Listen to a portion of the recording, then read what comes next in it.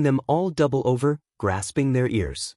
Even Izuku's shoulders shot up defensively, his hands moving to cover his ears at the unheard sound. Bakugo shot the greenette an incredulous look before walking away with a scoff. Izuku looked on bewildered, the white noise that filled his hearing only just starting to clear up. Back with the merry band of ghosts. What the fuck was that? The sixth spat. He had his index burrowed in his ghostly ear as if he were attempting to dig out the ringing. Daigoro was absently flicking his own ears. I think I went deaf. I'm just hearing shosu. You know. Sadly I do. The fourth sighed. It came out of your mouth, Satan. The second yelled accusingly, wincing as his own voice bounced around in his skull. There's too much happening at once. Nana yelled over the commotion, her face steeled. The others knew to shut up, they would never disobey Nana when she was in mom mode. We need to calm the hell down and talk about this later. The others nodded fearfully. She continued with a sharp eye. Because right now the most important thing is this kid and his entrance exam. I'm sure you all noticed, but that noise, it affected him too. The third felt his breath hitch in his throat, eyes widening with a newfound realization that seemed to sweep across the other users like a line of dominoes. WE can still affect the living world. That's what you're saying, right? That means we can totally help out. This is great, right, Satan? The second gasped, violently shaking user number 4. You're mistaken if you think I'll let that nickname stick. And what did I say about getting ghostly powers? 𝐻𝗧𝗟𝗘 muttered under his breath with a pout. The group of 7 heroes were practically vibrating with happiness, embracing each other in warm hugs of pure euphoria as they conspired the different ways they could help this Deku's development. They were completely underestimating how strong their shared quirk had gotten, but that's a story for another day. Deku, you are not alone. The first smiled, placing a ghostly hand on the greenette's shoulder. Suddenly, all of Izuku Midoriya's nerves washed away in an unexplainable sense of warmth. All his doubts about the exam that were once raging like a monster in his brain were now like docile dogs. He could manage, he was not alone. It's great we've established we can help. The sixth said slowly. But how do we warn this kid that he's on a beeline towards a rock? WhatIf.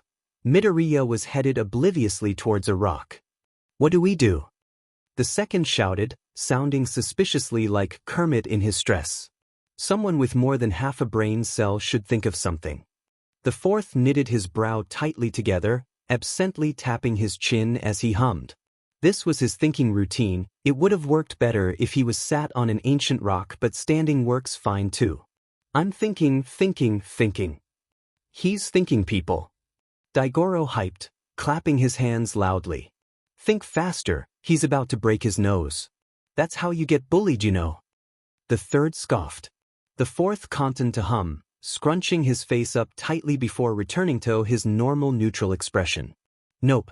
I got nothing. Maybe I should deafen him with my name like the fourth did. Nana asked hesitantly. She received nods. Okay, my name is 𝐶𝐮𝐭𝐡𝐨𝐫. Well, that didn't sound like static to me. The sixth deadpanned. Maybe the fourth is just Satan. What the F? God.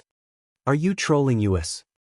𝐻𝗧𝗟𝗘 yelled at the blue sky, sneering at the clouds as they shifted condescendingly. Nice to meet you, Shimura-san. The first laughed. I'm 𝐻𝐮𝐴 Shigaraki. I want what the universe is on. The second snorted, getting 6 unimpressed glares in response. Oh, would you look at that? Greenie took a tumble. The other 6 users promptly let out long, agonizing, strangled cries. He looked strangely happy about this. The third deadpanned sourly as he watched Deku fall to the floor wearing a strained smile. He's going to be the second death of me, I swear. Dun dun do. A wild child appears to save the day, woot woot. The second cheered, bouncing around the greenette's floating form. And he's totally floating without being in space. That's whack. You can go to space. I thought that was like the bottom of the ocean. You just know it's there. Oh, you poor superpowered baby. The first mumbled softly, placing a hand on the sixth short person's shoulder. You know nothing. He whispered in an uncharacteristically patronizing tone. No way you haven't been to the bottom of the ocean with your quirks. Come on. The third scoffed. It's scary down there, man. Have you seen the mutated shark creatures that are built like a Jenga set? 𝐻𝗧𝗟𝗘 retaliated with his tongue poking out his mouth tauntingly. You are getting distracted, boys. This child has an exam in approximately 5 minutes, and yet you're here discussing the ocean. Nana glared, entering full mom mode. I'm disappointed.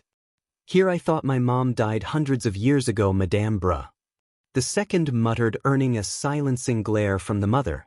The group fell into silence as they shamefully trailed behind the greenette, who had just had his mind blown at the wonder of the female species. Peeboo. The ghosts followed Deku all the way into a grand-looking room which housed hundreds of separated desks, each with a thick-looking booklet sat on top. The greenette nervously shuffled around the individual desks, trying not to hold eye contact with the other students for too long. He took a second glance at the piece of paper in his hand which told him his seat and examinee number.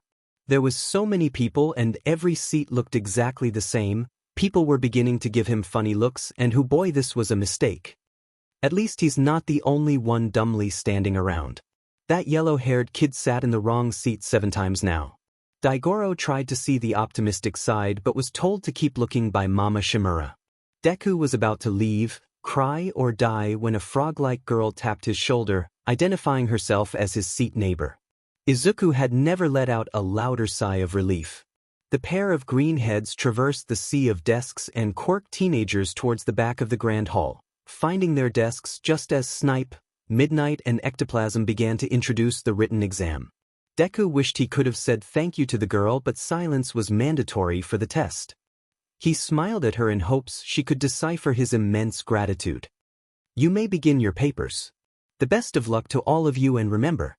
Midnight smiled sadistically, sending a shiver down Deku's spine made of anxiety and raw excitement. Go beyond. Plus ultra.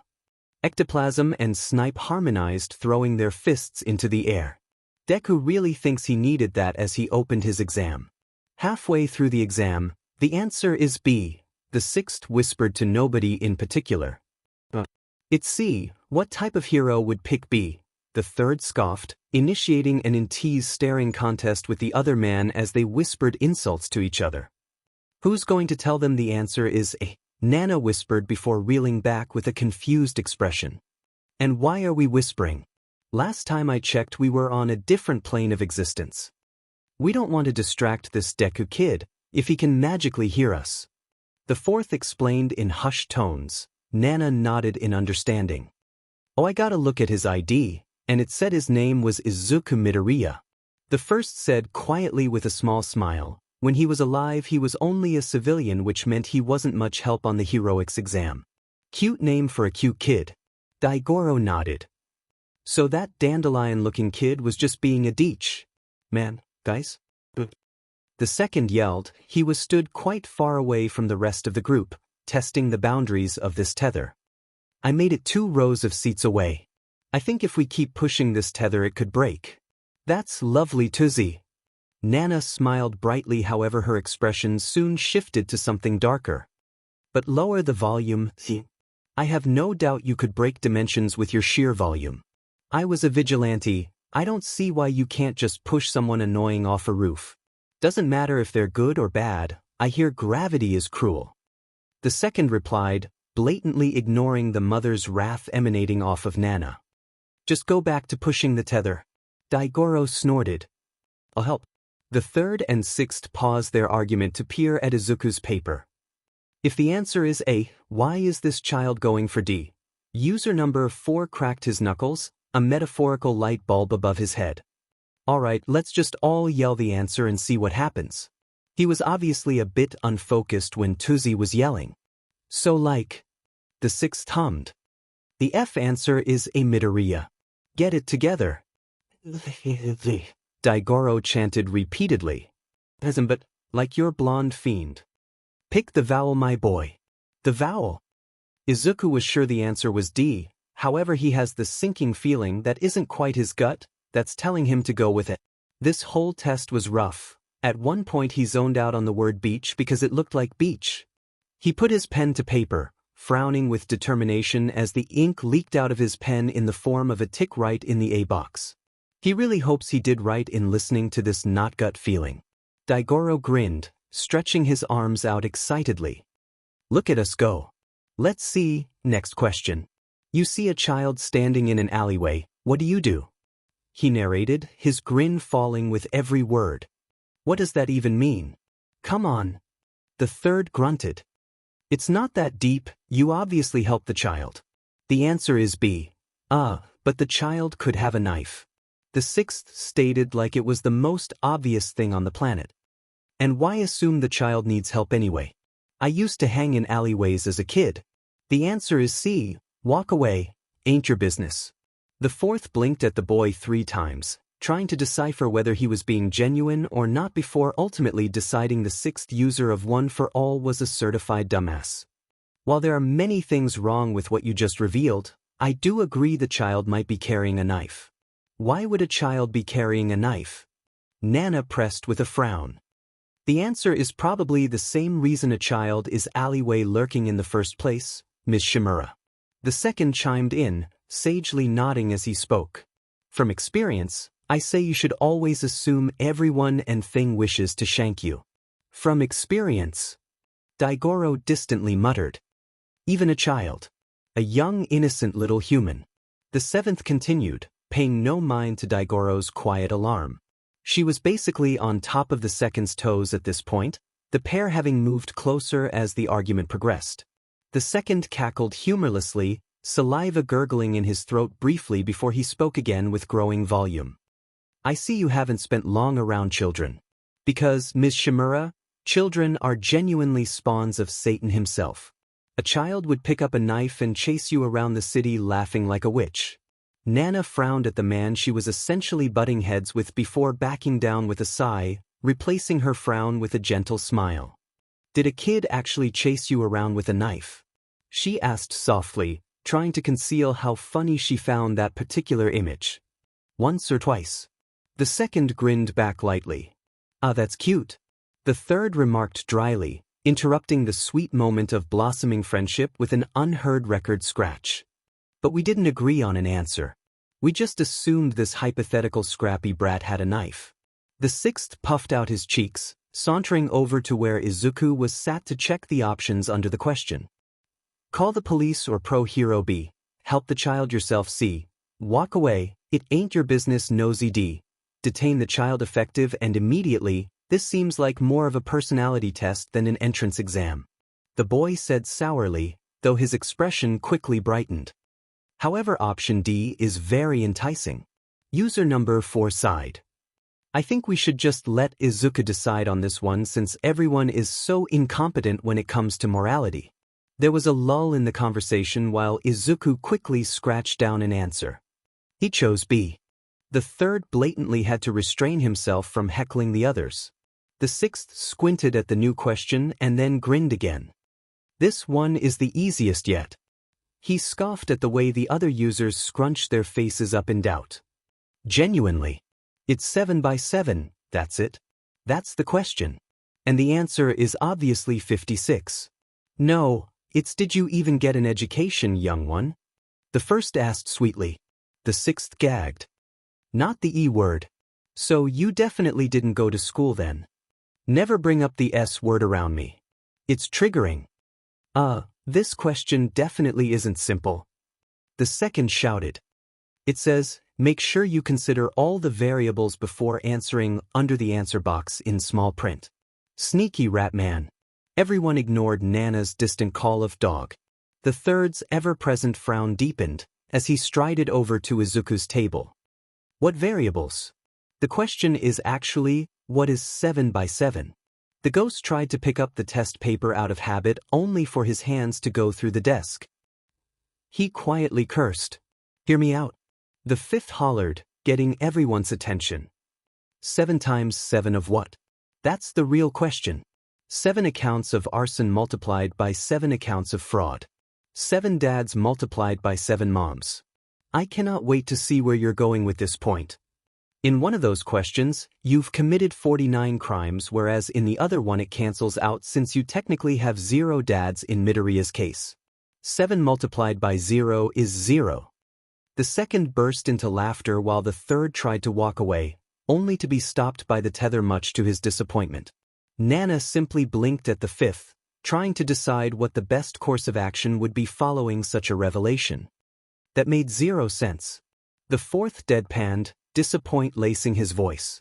And 𝐻𝐵 was inclined to agree. The rest of the written exam went like a fever dream. Izuku felt that he switched to autopilot halfway through, which is really strange. He closed his exam paper with a sigh, pocketing his pencil as he glanced around at the faces of the other examinees. He saw faces ranging from GG-inducing confidence to the weak knees type of fear. And well, Izuku could relate to the latter on a spiritual level. He snapped out of his small disassociation episode at the sound of a chair grinding against wood. His nice seat neighbor from earlier was leaving and Izuku was mentally hyping himself up to thank her and make it not come across in squeaking. Thanks, for, earlier. He trailed off at the end, his brain ultimately deciding to abandon ship before he drowned in the sea of embarrassment, 𝐀𝐮𝐭𝐡𝐨𝐫's dignity. Not only that, but he's pretty certain his voice jumped up 8 octaves. For the second time that day, Izuku was about to cry, die or fly. Off a cliff and die. However, saviors keep on saving, the girl smiled wryly at him. Don't worry about it, I'm 𝐬𝐮𝐬𝐴 but call me Tsu. I hope I see you at the start of the semester, Karo. With that she hopped away, not literally but still. On another plane of existence though. Wasn't that sweet? Nana cooed, trying to pinch the greenette's cheeks only to fail miserably, although that didn't deter her in the slightest. The F is a Karo, is it like slang? The third grumbled, pinching his nose. Do I need to get down with the kids? I think you should stay away from kids.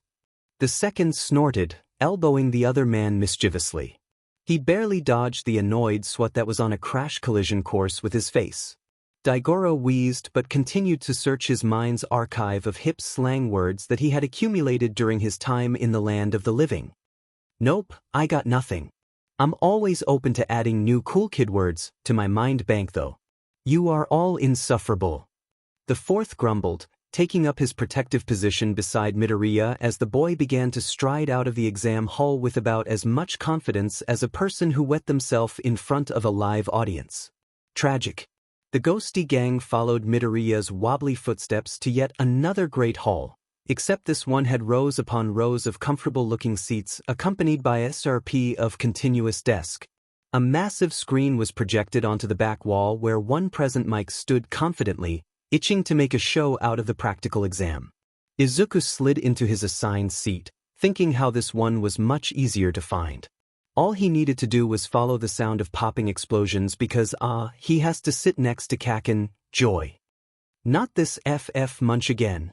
The fourth roared with such intensity Hen was bound to break the barrier between life and death. Let's not assault a child maybe. For it. The third sighed, "Fu am dead and essentially above the law." The second chose this moment to chime in with his own thoughts. Technically he isn't wrong. Good luck strangling him, ghosty. That was thoughts and feelings with the third. Over to you, Nana. Let's not murder anyone yet and focus on kicking robotic butt. Robots? The first gasped under his breath. I love robots, they're so small and cute like WhatIf. Everyone minus the second looked at him like he was on crystal meth. Okay, I don't know what the truckawali is, but robots are big and scary. The sixth murmured with a frown. There is simply no way you could make robot big and scary. I made a robot called K3V1N at school and he was my bestie. The second scoffed. I'll believe it when I see it. Enter 𝐻𝐮𝐬𝐴, spitting something about hero ideals and singling Izuku out. And well, that just would not stand with the ghosty gang Gucci gang. How many children must I fight for the happiness of my child? The fourth hollered yet again, he was being wound up further than a jack-in-the-box. You've already adopted this broccoli. I mean same but already. Daigoro returned with an equally as loud shout. This kid is literally a blue square. The second stated blankly, he just simply said it and moved on. Let's go haunt his bloodline, school trip. What did I say about not murdering anyone yet? We have an exam to take, jog on. Nana laughed, already walking away with the kid. The others didn't realize until they were yanked along by the tether. I'm sure it'll go swimmingly. The sixth smirked. It was not going swimmingly, in fact. We're drowning, and this kid can't swim. The sixth reaffirmed frantically, looking around at all the other kids absolutely decimating the exam. The robots are big and scary. Is nothing sacred in this diseased world anymore? The second yelled in pure anguish while the first just stared around at the cluster F around him in awe. The fourth had long since stormed off as far as he could to kick a nearby robot in its metal shins but was failing at an admirable level. Not only that, but Nana had taken to abusing mist might once again. Daigoro had decided to teach this kid who couldn't even see him how to fight. Seriously, how stupid. This is all the reasons the third chose to disassociate at this current moment. Izuku was about to be done in by a robot when an angel came in the form of a French belly button laser. Moi, I love you, wee wee. The sixth cried happily, blowing kisses at the boy as he left. The fully conscious members of the ghost gang began to ferociously tease each other, and soon teasing turned to fist fighting. Fist fighting that was interrupted by a low rumbling of the ground. An earthquake. The fist questioned, breaking out of his stupor, not that it would last. No, that would be the, 𝐻𝐻𝐿 tried to explain but was cut off by the spectacular appearance of our special guest. The zero-pointer that's ridiculously big and dangerous and murderous to boot. What kind of fuckery is this? The second was Raji at this point, probably on the brink of murder, and his eye was definitely twitching. Yeah, we're fed. Tactical retreat. The third deadpanned, pointing towards the entrance. Tactical retreat. The others agreed simultaneously. They mildly disliked the feeling of other people running straight through them. Each of them started running, however they eventually hit an invisible wall because Izuku wasn't running with them. No, he was running the opposite direction, towards the robot bringer of destruction, and now all the other users were being dragged backwards with him, across the floor. If I was alive, I'm sure this would be immensely painful. The third said blankly. Why is he doing this to himself? The fourth wailed despairingly. I can't protect you like this, kid. You couldn't protect him anyway, dead guy. Shut up, he's trying to save the girl from this morning. Nana smiled. Like a true hero, I knew Toshi picked well. The sixth huffed, rolling his eyes. Yeah. With what power? One for all. Shigaraki breathed as the boy crackled with green lighting before shooting upwards into the clouds to face the zero-pointer. The ghosted heroes watched in shock and awe at the power and speed this weedy, meek kid just produced. Why, you don't think we'd be dragged up there with him, right? The seconds stuttered out. They were indeed dragged up into the sky. Wind whipped past their ears, tether keeping them at arm's length. Not that they were complaining since they got a front row seat to the show. Okay, maybe they complained a smidge. My fucking neck, my ghost neck just broke. 𝐻𝐻𝐿 shrieked, patting his neck with his hands frantically. Is my head even still attached? Genuinely. No, put me down, I'm scared of heights. The second actually cried hysterically, squeezing his eyes shut. You're just scared of falling. The third replied, crossing his arms as he ascended upwards. He was probably the least affected in the group. I'm scared of it all, babes. I missed flying. Nana gasped, spreading her limbs into a starfish position. Her face was painted with the brightest smile that made the sun seem dim. Izuku pulled his arm back, green static still dancing around it, and with a singular swing the giant robot was blown backwards, faltering with various explosions throughout its metal body. The girl was safe too. Yes, go baby green. 𝐻𝐻𝐿 hooped, a true hero. Nana restated warmly. We're falling, the second sobbed borderline screamed. We are literally already dead. The fourth looked at the two unbelievably. Yes, we are dead, but Midoku isn't, and I don't fancy him joining us just yet. I don't know, he looks like he has good crack. The sixth retorted. His limbs are soup. SOUP, I'm sure he'll be fine.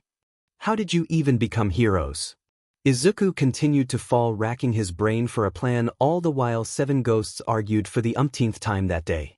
His brain came up dry. When he said he wanted to fly, he didn't mean fall slowly. Thank you very much, Buzz. Yet again his savior of the hour was a girl who puked rainbows after giving him a nice beach slap.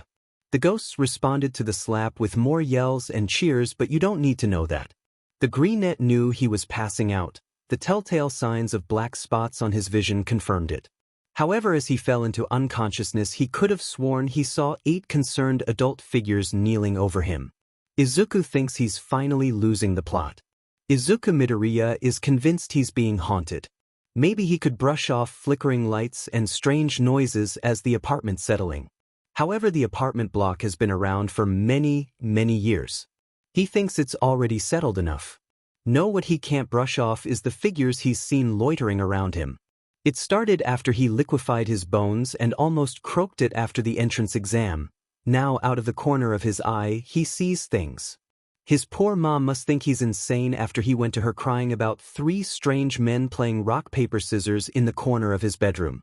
He wasn't exactly thinking rationally, and now he's got at least a month of therapy. Peachy. But Izuku knows what he saw, and what he saw was a plethora of gorgeously buff men and one woman. He doubts he could make that up even if it's his brain playing tricks on him because of the trauma of spending 10 years without friends. He really hopes for his sake that this is a ghost problem rather than a him problem. In any case, it's definitely a tomorrow problem. That and many other things like 𝐀𝐮𝐭𝐡𝐨𝐫. Izuku Midoriya has a lot on his mind, but right now it's time to sleep. Closing his notebook, the boy resigned himself into a peaceful slumber free of worries and full of dreams. But guess who doesn't need sleep? I'm calling a ghost meeting. Izuku's asleep. The second clamored, clapping his intangible hands together. These ghost meetings had become a nightly custom while they weren't guarding Izuku's safety with their unlives. The other 7 ghosts immediately stopped what they were doing and flocked to their meeting spot, the empty patch of floor in the middle of the Greenette's room, atop of a circular all-might rug. Honestly, it was the only place they could huddle without someone being halfway through a wall. Yes. Deku hooped. How's everyone's ghostly powers been coming along? I, for one, can now jiggle curtains. The man looked way too proud for such a small feat, but the others decided to let him have his dream. In reality, the group of dead heroes had been working on strengthening their connection with the living world. So far there had been little progress aside from the cliché SHT like flickering lights. Seriously. Jiggling the curtains. The third deadpanned with a scoff. It's great to know that if this kid was dying you'd be having the time of your life. There's some curtains nearby. I know is not the correct term. The sixth snorted. The fourth shook his head disapprovingly. So far I believe that Izuku has had moments where he can actually see us for a brief moment. I know for a fact he saw Fiverr, Sixpack and 𝐬𝐶 having their stupid rock-paper-scissors tournament. Reminding everyone 'twas I who won that. The second interjected, getting ignored. I agree. Nana nodded. We definitely made eye contact for a second the other day. I almost ran and hugged him, but he probably would have passed out. Izu passes out when the neighbor's cat jumps from any height above 1 meter. The sixth hummed, getting distracted in typical fashion. Oh look, speak of the devil. Hi Matsi. Sixpack, the adults are talking hush now. The third grumbled. Midoriya has school tomorrow, so I'm sure we can figure something out while he's with his friends. Mon, I haven't been to school in ages. The first breathed nostalgically. I remember always getting my brother detention for the things I did. He slightly winced at the memory. Oh God. Is that why he hates me? The rest laughed at the first's frantic mumbling, something he picked up from watching Izuku's study quirks. However, the laughter was cut off by a sharp gasp courtesy of Ms. Shimura. We have school tomorrow, which means an early night is required. Everyone get to sleep. 3 seconds. No arguments. I'm pretty sure we can't sleep. We're kind of bleh. Daigoro murmured, drawing an invisible line across his neck with his thumb. Not with that attitude, you can't. Night-night. They didn't sleep. Well, the sixth somehow managed it but refused to spill his technique to the others. Now, I haven't been to school in a bit, but I vaguely remember it starting early in the morning. Around 9 a.m. Oh, that's funny because it's 8:45 and this child is still asleep. The third heaved a humorless laugh. How do we wake him up? Should I slap him? The second shrieked. He can't be late. I was late for school once and I'm stupid as hell. That's probably genetics, but whatever. Daigoro smirked malevolently at the group, taking confident strides towards the all-might-themed curtains. Fear not. I have just the power for it. Wes fondle those curtains be. The sixth hollered, louder for the people at the back. Daigoro frowed at the wording once again. Jiggling. Jiggling. He corrected with a shout as he faintly ruffled the curtains, allowing traitorous rays of sunlight to snake through the tiny cracks the fifth was creating. Immediately, Izuku jolted out of his bed in a singular, knowing motion. One spared glance at the clock was all he needed to shift his tardy but into sixth gear. He quickly gathered his belongings into a yellow backpack and slipped on his uniform before bolting out the door, unknowingly dragging 8 apparitions with him. The ghosts didn't have to run alongside him. The tether would have done well enough keeping them close to the boy. However, there was something exhilarating about weaving in between traffic and pedestrians towards a distant goal on a short time limit. All 9 of them made it to the rundown-looking school just minutes late if the empty halls were anything to go by. The boy is violently muttering again. The first said softly, "Probably 'cause he's late, I'd be shitting myself too." 𝐾𝐮𝐭𝐡𝐨𝐫 snorted, distantly recalling his tardy arrival to his final showdown with All for One. The second was still reeling from the run to the building, heaving non-existent breaths out of habit more than anything else. He shouldn't worry. Breathe. They abolished corporal punishment long before my own time. The hero decided to lay down. What's the worst that could happen? Yeah, he'd regret jinxing that one. Izuku effectively threw open the door to his classroom, looking slightly winded and sweaty. Countless pairs of eyes immediately flitted towards him, all their attention focused on Izuku primarily. The fourth's eye twitched before he instinctively stepped in front of the boy. This is the worst feeling. It's giving flashbacks, man. The second chittered nervously, though he got no response. His fellow users had gone deathly still, trusting the fourth's feeling of impending wrongness. Stifled laughter broke out amongst every student aside from the angry blonde butt goblin from the other day. He rolled his eyes before directing his focus out the window once again. Small mercies. It's not that funny. The third mumbled darkly. Everyone does it, yet they're acting like he slipped on a rotten apple in the assembly hall in front of some important COs. Now is no time to speak from traumatic experience, dude. Let me guess, you were too busy crying over your epic failure that you forgot to come in. One kid grinned heavily, Izuku in a breath opting to ignore the jab and head to his seat. He really is useless after all. Now that would not fly with the dead Izuku protection squad, no chance. Oi, just because it's true doesn't mean you can point it out. Plus your hair looks like a soggy mop, and don't even get me started on.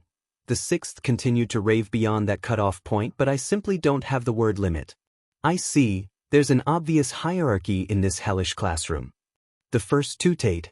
I'd say it's time to revoke kneecap privileges, don't you? Fing demonic brats, I'll tear them in half. The fourth growled. He was still in front of Izuku, scouting around for danger as per usual, which is how he caught the outstretched foot ready to trip the boy over. Without really thinking, he channeled all his rage, and boy was there a lot of it, into making himself corporeal for just a second. Just to get Izuku to bump into him and stop to look down, because the fourth will not tolerate his kid getting embarrassed. It worked, thank God. Izuku felt as if he has an invisible wall or maybe a desk, so he peeked downwards in light self-consciousness only to see someone's foot. Lucky, maybe fate decided to give him a fing break for a day. Yes, the light class teasing is a break. Class officially began shortly after, leaving the deceased heroes to their own devices. The teacher was obviously picking on Izuku more than the other students, whether intentionally or not, promptly the fifth to linger around him and totally not try poke his eyes. Not him. Never him. Nana had assumed the role of trying to aid the boy, whispering answers in his ear in hopes of it reaching, all the while 𝐀𝐮𝐬𝐴 messed on with Bakugo Katsuki. The second user without a doubt had the best grasp of their ghostly powers, yet here he was using it for evil, managing to pull at the blonde's hair constantly. The fourth was doing his best to swipe loose sheets of paper off other students' desks.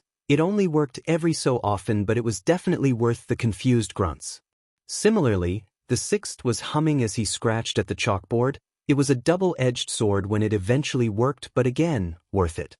All of the boys' classes flew by without any more confrontation. Whispers of Midoriya's guardian angel were a common thing to hear, if only they knew it was plural. Even at lunch, when 3 boys approached Izuku looking for confrontation, were driven away by a sudden cold shift in the air. Yes, Izuku Midoriya definitely thinks he's haunted. When Izuku got home after a dreadfully long day, he was ready to crash onto the couch and pass away for personal reasons. He was not at all mentally prepared for his mom to come rushing home from work with a letter from UA in her hands. Oh, it's here! The second yelled, beckoning over the other ghosts from where they were talking or thinking. The weird acronym school letter. UA. It's arrived. Nana practically shrieked, shooting into standing position in excitement. The users watched with bated breath as Izuku decided to open the letter in solitude. The ghosts didn't want to invade his privacy, so they paced with 𝐀𝐮𝐭𝐡𝐨𝐫 outside the boy's room. He definitely got in. The sixth hummed, phantom punching the air. Did you see how he decimated the 0-pointer? Yeah, but it's a 0-pointer for a reason, 𝐀𝐮𝐭𝐡𝐨𝐫. The third grunted, flicking the other in the forehead. A discussion broke out among the 7 conscious ghosts, a discussion only broken up by the opening of a door. Izuku's door. For the second time that day, all eyes were on the greenette, and what did he do? He smiled, and it was a telling smile that oozed pure happiness. He passed. That's for sure. Without a second's delay, all 8 ghosts rushed Izuku, tackling him into a tight embrace while his mom cried in the background. And maybe the boy couldn't feel the hug yet, but one thing is certain. He stumbled slightly under the added dead weight of 7.5 ecstatic heroes of a time long gone. Izuku, in that moment, felt decidedly warm. The first thing Izuku did when he got his acceptance letter was run to the beach to meet his teacher. When he arrived, the hero was in his true form to not attract any attention. That's fine. Izuku knew about this form. But the ghosts did not know about this form, and well, they reacted about as well as expected. Did he just call that skeleton All Might? All Might as in Seven's boy? The sixth scrutinized, peering at the emaciated man in front. He did. The third confirmed simply, in shock himself. The second used a ghostly finger to poke the man's ribs. Wasn't he like really buff a week ago, or am I on drags? I think we all took the same drags and fudge my god, he went buff again. That's weird, that's new. Why? 𝐻𝐿𝐴 panicked. God, he really is buff though, I'm very jealous. Not the time. Oh, we're running now. I wish I was this famous. The second sighed wistfully. I only ran from the police, not fans. Vigilante work in it. Nana fainted. She just fell down. I didn't know ghosts could faint, but she did. The sixth snorted. Must be because her successor is built like the stick man. At least he's a tall stick man though. A whole 7-foot stick man, 𝐀𝐮𝐭𝐡𝐨𝐫. I'm envious now. 𝐻𝐻𝐿𝐴 sniffled. Keep talking short stuff, he could step on you. I hate you. It didn't end very well, as you could probably tell. Izuku woke up on his first day of UA bright and early. The wind was doing that thing where it pushed his curtains around a bunch until a beam of sunlight was shining directly on his face, which was usually annoying, but today it was welcomed. After all, he simply couldn't be late on his first day. The whole apartment was a mad rush. His mom was hastily trying to WHP up a filling breakfast, and she must have opened a window because his notebooks were conveniently being flung in the general direction of his bag, and oh, it's probably the ghost problem. The rational side of Izuku's brain sneers at the very idea, but honestly, there was quite literally no explanation. Maybe he could chalk it up to insanity if it was just him who noticed this stuff, but it wasn't just him. People at school went from calling him a useless Deku to a possessed Deku though. That's definitely an improvement in his fine opinion. Upgrades, people. Upgrades. He stepped out of his bedroom clad in a new, stylish, sleek gray uniform topped by the chunky red tie that was definitely tied like that intentionally. It's a recent fashion statement, everyone's doing it nowadays. It's not Izuku's fault the rest of the world is living in. 𝐻𝐿𝐴 served him a special breakfast with a bright grin that conveyed her unyielding pride, and Izuku thinks he's never been happier. Even as he waved his mom goodbye, he couldn't stop smiling. Because today was going to be a great day and absolutely nothing would change that. But he totally forgot his lunch. 𝐻𝐿𝐴 wailed as the group walked outside. We need him to go back. He won't die if he doesn't eat for one day, you dumb oaf. The sixth tooted, giving the oaf a whack to the arm because he sadly couldn't reach his head. Would be nice if you bent down next time. The first leveled them both with a disappointed dad look. Just because he won't die doesn't mean he should skip lunch. That's how you end up short. He said the last part staring into the sixth's eyes. Low blow man, 𝐀𝐮𝐭𝐡𝐨𝐫 hold my earrings right now. The second was about to contribute to the escalating conflict when his hand was suddenly full of ghostly earrings, although a better term would be silver studs. The point still stands. 𝐿𝐴, would you look at that? You were wearing earrings when you died, cool. Man, I wish I pierced my ears too. 𝐻𝐿𝐴 whined. I would have totally pulled it off. Sure, Baldy. Before the bickering could escalate even further into a brawl or, God forbid, another rock, paper, scissors tournament, the train grinded to a gradual halt and Izuku along with many others slowly filtered out the doors. Yue was in sight now. It was hard to miss as it stood prestigiously atop a lush green hill accentuated by the bright rays of sun that bounced off its glass exterior. The third had questioned whether it was a fire hazard, specifically with the surrounding forest, but Nana waved him off saying anything was possible now. Oh really now? Anything is possible. The second mocked. Then tell me, Miss Seven, why haven't I seen one poster advertising a hotel on Jupiter? The F is Jupiter. The sixth unwelcomely chimed and suddenly all eyes were on him, especially the earlier users. Don't look at me like that. Why, you're joking, right? The first asked, voice laced in a genuine concern for the other's sanity. Awareness. Brain. Even the second nodded aggressively next to his friend. Come on, Browski, it's the best planet under Uranus. Heh, Uranus. The sixth snorted. 𝐻𝐿𝐴 was inclined to agree. I know, it's funny every time. 𝐶𝐮𝐬𝐴 continued after a breathless wheeze. But seriously, didn't you learn this at school? The sixth user leveled the older with a deadpan stare. Do I look like I went to school? Ever? His tone was dead serious, Hapun speaking his words with a cold type of conviction that induced disappointment rather than fear. The first put a solemn hand over his mouth. Not even kindergarten. He whispered, fearing the answer. Kindergarten is for losers. You're all losers. Imagine being a loser.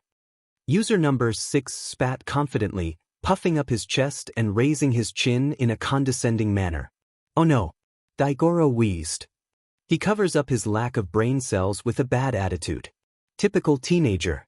Not Izuku though, never my son. I am perfectly an adult, thank you very much. Nana, don't look at me like that, you were younger than me when I died. The teenager hissed at his own successor. The woman just laughed heartily at his antics. And you're just the same as I remembered. She then went on to ruffle his hair, which did not go over well seeing as he tried to bite her hand. Remember, you were all short once too. Yeah, but unlike you, we grew taller and made it to adulthood. The third scoffed, joining Nana in the head pats. It's okay, young one, don't deny the affection. I am an adult. The sixth roared, tiny but mighty, swatting away all the hands that had started patting his head. Don't make me double kill you, I'm sure hell is hot. The others laughed as Izuku walked into the giant building that was Yue, gripping the straps of his backpack nervously. After a minute of aimless wandering, the greenette began to mutter uncontrollably. 1A, 1A, 1A. It's just a theory, but I feel like he's looking for class 1A. Again, it's just a wild stab in the dark. Whoa, the second started, cut off by a jab to the ribs courtesy of user number 3. This place is built like a maze and the Teen Titan Tower. Whoa. The first gawked. It's the excessive windows bring me back, I used to watch it with my brother. The third scoffed at that. Bet his favorite character was Trigon. I'm pretty sure it was actually Starfire. I liked Trigon though, he was a pretty rad character in my opinion. Yeah, okay, I didn't see that one coming. Izuku found his own way to the classroom with absolutely no help from his so-called guardian angels, since half of them were fanboying over Teen Titans while the other half made fun of the other kids, much to Nana's disappointment. Only the fourth remained beside Izuku, vigilant as always and ready to detect danger. Standing outside the door to the new class made him visibly stiffen and move closer to the greenette protectively. It's not as bad as the other school. It shouldn't be, but there's a man around the corner leaning against the wall. He's listening. Okay, wow, are we sure his quirk isn't clairvoyance or something? The sixth snorted with a raised eyebrow. Can we just go through the big door? I want to roast some kitties. The fourth bent down to make eye contact with the shorter boy. Like you aren't a kid yourself, but sure, it's safe. Good job, you can't talk to strangers. I've had it with you lot. I am a man. Walking into the classroom made Izuku instantly wish a hellhole would open up and claim him to be Satan's jester or something along those lines. All because the two scariest people Izuku had ever met were having a screaming match. The users had a similar reaction too. 𝐿𝐿𝐼𝐵𝐾𝐲 Ratsuki. Why is the blue square here? Why is he approaching my child? Get the spray bottle, hiss hiss be gone. Oh look, he's being nice, what a sweetheart. He's just a rule-following baby boy. Ida Fan Club. Oh man, I would have missed playing with Bakugo's hair a bit, so in a way I'm glad he's here. But if he comes near my boy, death is annoying. Please, you're the one who makes death annoying. Shut. The fourth tried to yell but was cut off by the door sliding open behind Izuku to reveal the slapping savior from the entrance exam. Her appearance only made the other users take their excitable shouting up a notch. The fourth was going to shout again, though he didn't have to. A yellow-looking caterpillar had appeared on the floor just outside of the door. It was strange enough that it effectively silenced both the living and the dead. Go somewhere else if you want to play at being friends. The caterpillar man started, still lying on the floor. The fourth admired his skill to capture everyone's attention so effortlessly. This is the hero course. He continued taking a gulp of something before rising into a standing position. The sixth leant over to the second stealthily. Is this something that happens at school? Honestly, I'm not a fan no matter how cool the entrance was. He whispered to the other. This is a first for me too. The second whispered back. But I agree, that was an awesome entrance. Okay, it took 8 seconds before you were quiet. Caterpillar Man continued, shedding his yellow skin. Time is limited. You kids are not rational enough. The caterpillar stepped out as a tired homeless man. God, I feel threatened. The second whispered loud enough that the others heard. Not to stereotype, but it's his kind that took my first credit card and put me in debt. That is just so rude. He just needs a nap, Nana chastised, though it turned into more of a question. I'm your homeroom teacher, Shota Aizawa. Nice to meet you. Daigoro gasped along with the class. So he isn't some random hobo that got lost. Coulda fooled me. The first was in shock. The second was eyeing this Aizawa dude skeptically while keeping grip on his imaginary wallet. The third had tried to get as far away as possible. The fourth admired Aizawa more than anyone before. The fifth had began scoping out the class. The sixth was kicking the people taller than him, standing by a purple grape kid to feel powerful and tall. The seventh was standing by Izuku with a smile. It's kind of sudden, but put this on and go out onto the field, Aizawa said, pulling a gym uniform out of his sleeping bag. Why did he even have that there? Was it a pillow? The fourth gasped, eyes shining in admiration.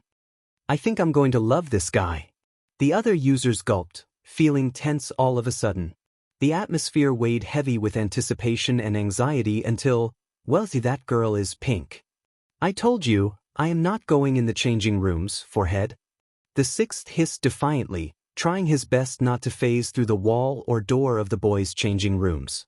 The fourth rolled his eyes in frustration. And I told you, you don't have a choice. A changing room is one of the places you're most vulnerable at. It's perfect for a villain to jump you. Why do I feel like you're speaking from experience? The first asked nervously. Because I am. The fourth stressed, flashing Shigaraki a glare making the man put both hands up in surrender. Why are you so pressed about going into changing rooms anyway? It's not like you're much older than them. Isn't he like semi-ancient? He died a good 80 years ago or something, right? The second piped up. And I'm super old, that's whack. User 4 shook his head adamantly, turning to address the group as a whole. No, when we died, our consciousness effectively fizzled out only to be regained a couple of weeks ago on that beach. So mentally, you're still the same age you died. 6 is being dramatic for no reason. Everyone pointedly decided to ignore the second's distant cry of, oh goody, I'm still, but that means I can't be a really ancient 𝐀𝐮𝐭𝐡𝐨𝐫 vampire. The sixth sighed in defeat. Look man, my heart just wouldn't be able to take it. Heroes in training are always so buff and attractive, and I just couldn't go through that as a dead man. Daigoro placed a comforting hand on the boy's shoulder. I know what you mean, son. I taught you well. The pair fist bumped with a quick chant of abs. The others simply stared at the two in disbelief before the third made a sound akin to a groan. Why don't you two just wait out here? And oh look, Izuku's already out. Wasn't that the most useless conversation we had? Oh thank God. The sixth breathed. Ayo, where's the grape kid? I need to stand next to him for personal reasons, you know. We definitely know. You aren't slick shoddy. The second snickered, earning a swift kick to the knee joint. Yikes, sore spot. The ghosty gang Gucci gang followed Izuku and the class out onto the field with varying levels of excitement. For example, the second was practically vibrating at the size of the field while the third tried to fend off an ethereal migraine. Aizawa was already waiting on the field, clad in his musty hero outfit rather than the obnoxious sleeping bag. The class all huddled together before the man, listening tentatively to his every word. However, that was soon broken when he announced they would be participating in a quirk assessment test. The class as well as 6 out of 7 ghosts yelled in unison. To his credit, Aizawa looked completely unfazed, like he had to deal with something similar every day. So cool. The fourth whispered in awe, receiving 6 frazzled and unbelieving looks. You've changed, man.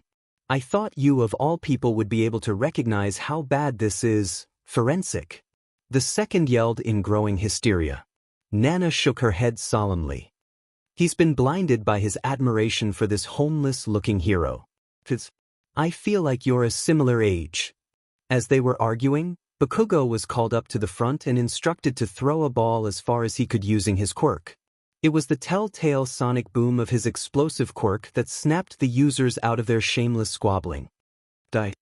He shouted savagely, flinging the ball far, far away. Die.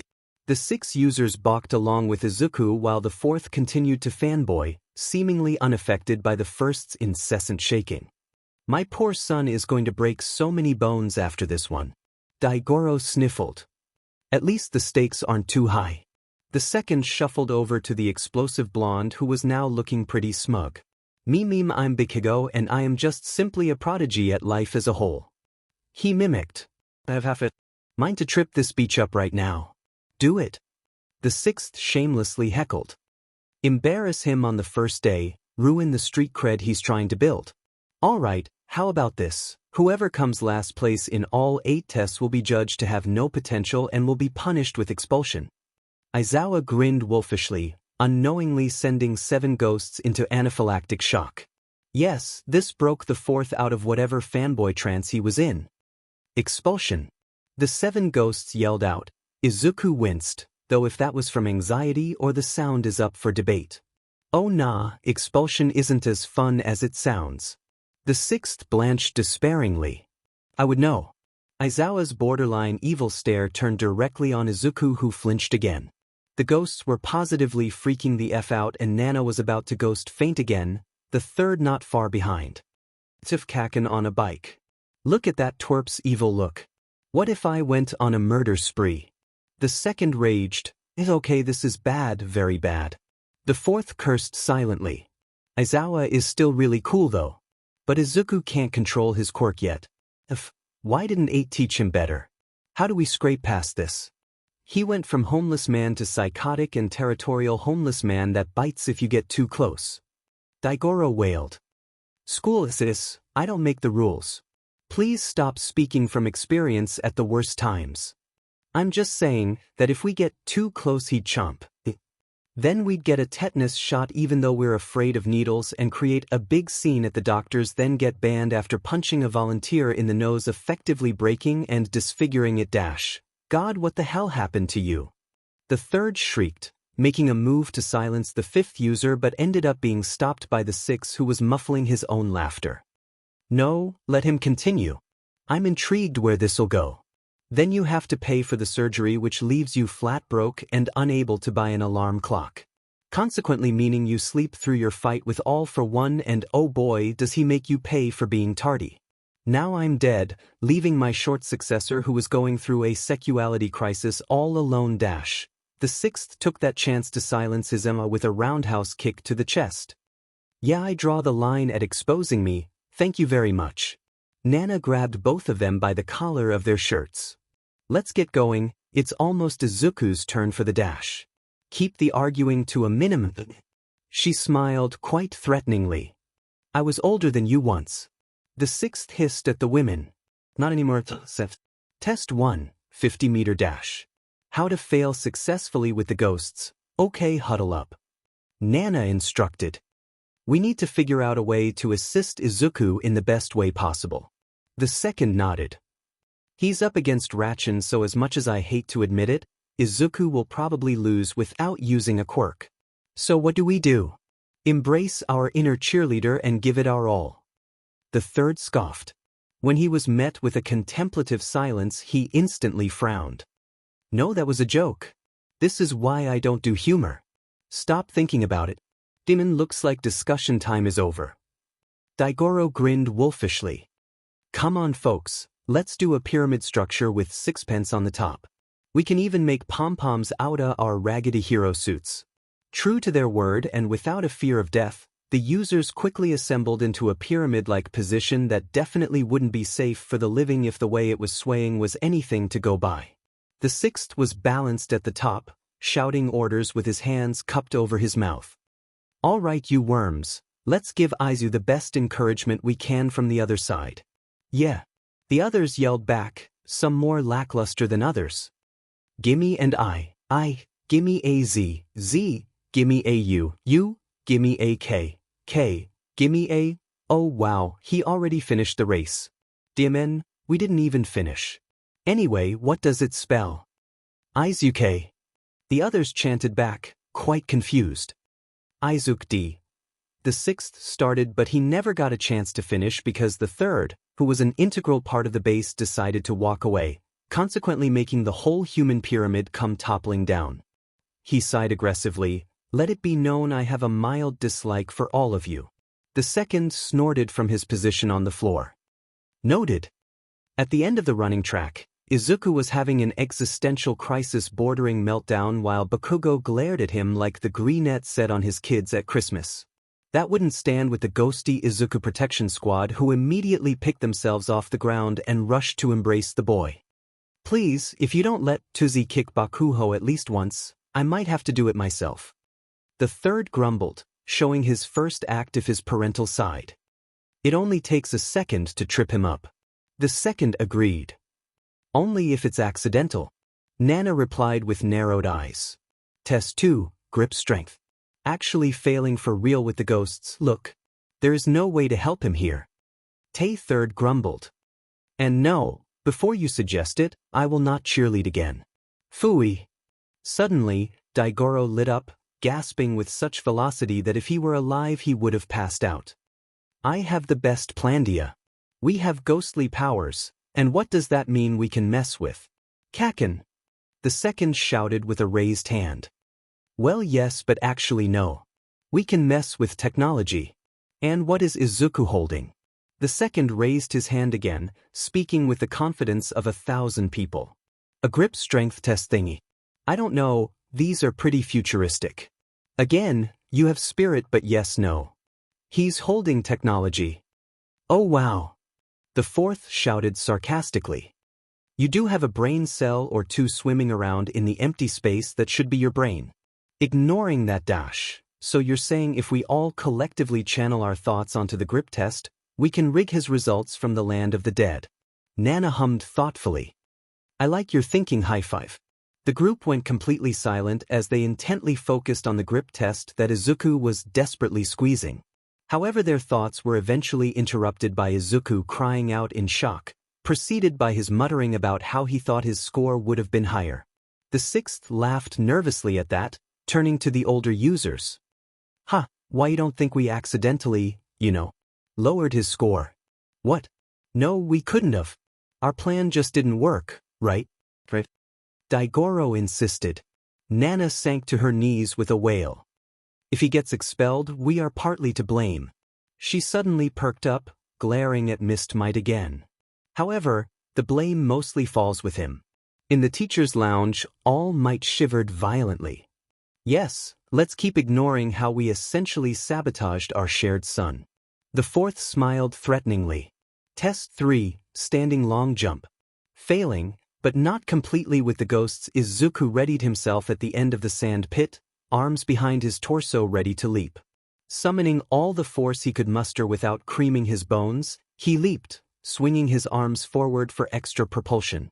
It appeared if he was going to get yet another average result. However, just before the greenette could start his descent into the sand, something slammed into his back, sending him that little bit further.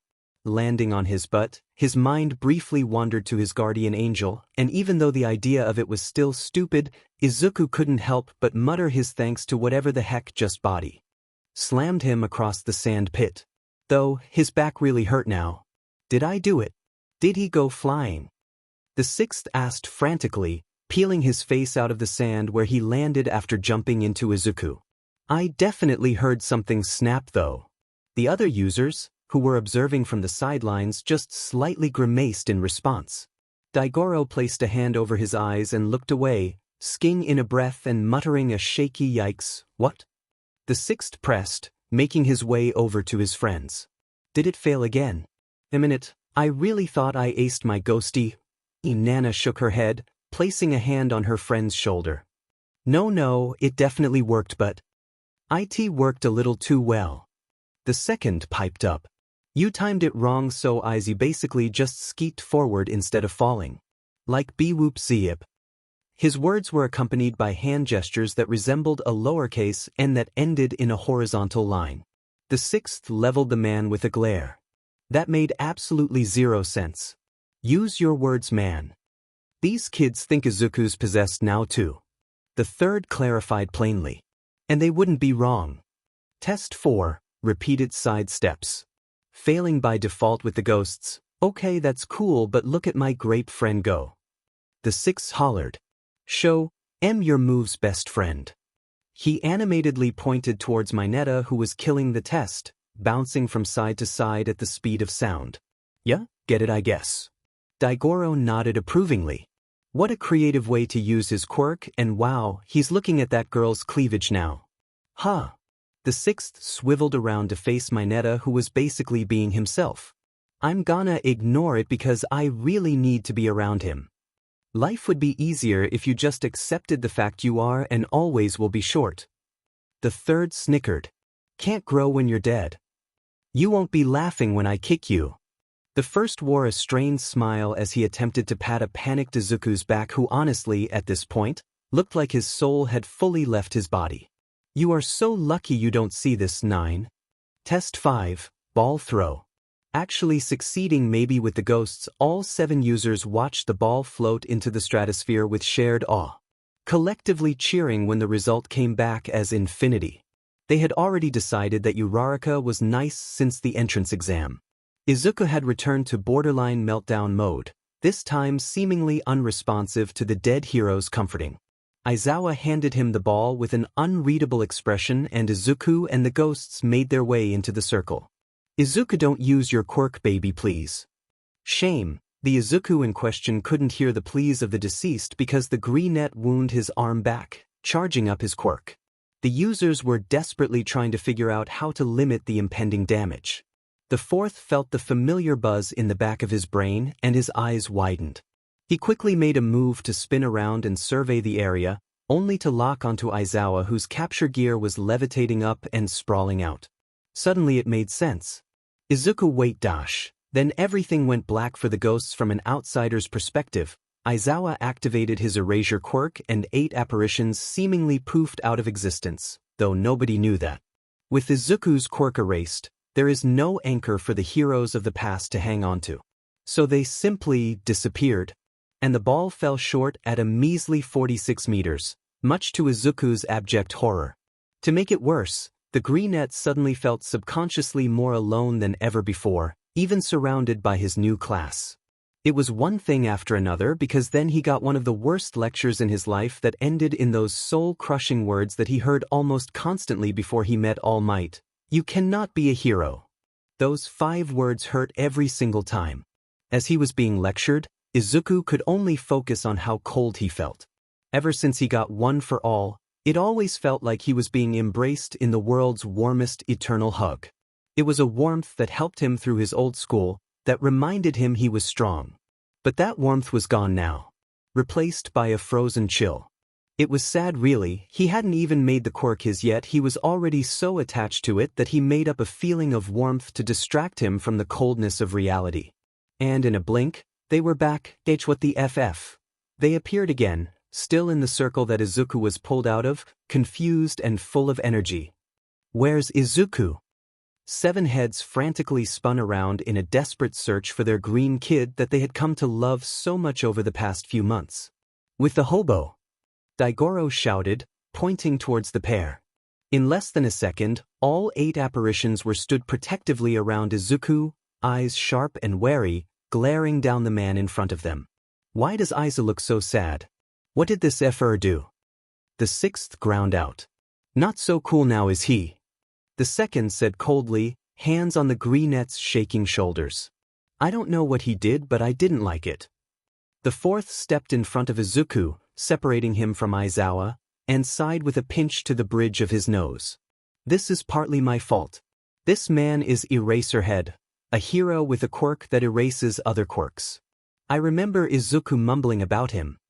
Oh, it totally is, 𝐻𝐻𝐿 said, shoulders sinking in comfortable relief. I saw the drawing of him in Zuku's notebook. I couldn't tell it was him under the musty homelessness. Who knew he was a low-key douche? The 6th dropped his protective glare, bursting out into laughter derived from the adrenaline that seemed to be dwindling now. Oh man, I thought someone exorcised us or something. He took a breath. So he just temporarily erased us and said something mean as hell to Izuku. Prick. At least it wasn't on purpose. The 1st tried to reason, though it fell flat against the tension in the atmosphere. Okay, I know you're all angry, but it's starting to affect the temperature, so maybe meditate. Nana's eyebrows furrowed at that. The temperature.